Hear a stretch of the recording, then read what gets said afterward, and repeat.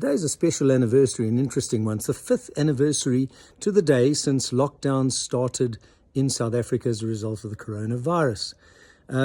Some of us would maybe want to forget that.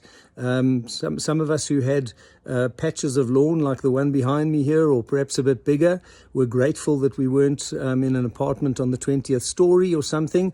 And these lawns had a well-trodden path around the outside, often as we walked round and round thousands of times, had virtual Ironman competitions online if we had a swimming pool and a bike trainer and a treadmill, and did all sorts of funky things which were actually quite fun for the first while. The novelty did wear off after a while, granted. And all the bike trainers sold like hotcakes online during that lockdown period, and we all got busy with these virtual trainers, which I'm still on very much today. So some things did change permanently. But when it comes to work, what did we learn? Well, I think the first thing is it sped up what was coming. The technology, the Zoom technology, the Teams, it was all there before COVID lockdowns, but it wasn't really being utilized to its full extent. And suddenly we got told that's how it's going to be. We've all got to go home. Our whole departments in corporates had to work online. And amazingly, within days, we adapted and we could do it. We learned about the adaptability of human beings when we had to.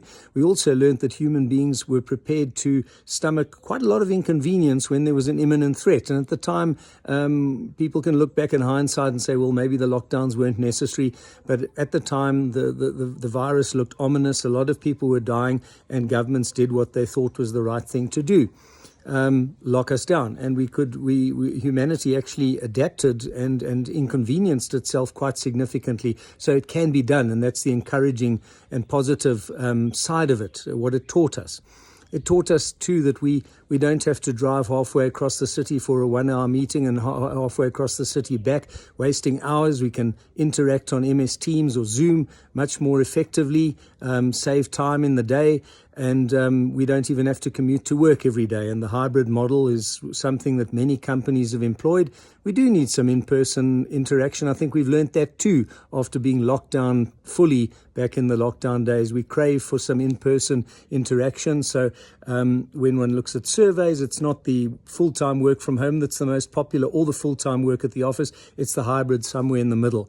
And that can contribute a lot to reducing commuting costs of commuters, time costs, financial costs. It can reduce office space requirements and costs for corporates. And of course, it can reduce carbon emissions and energy consumption and traffic congestion and things as well. So there's a lot of potential benefits, which I don't think are being utilized yet to the full. But I think the longer term, we'll continue on that path towards more remote and adaptable working.